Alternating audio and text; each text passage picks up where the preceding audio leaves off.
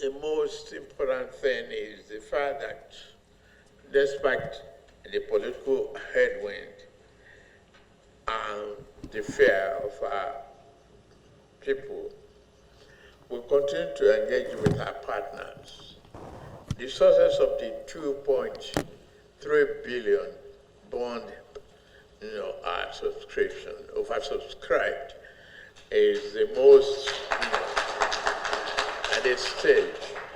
So the task ahead is immense. We are engaging the world diplomatically, and we assure all of you that we will, defeat terrorism in this country. The task ahead is immense, but it's our resolve to move forward with unity and purpose, guided by renewed hope agenda to build a prosperous, inclusive, and resilient Nigeria. Thank you very much.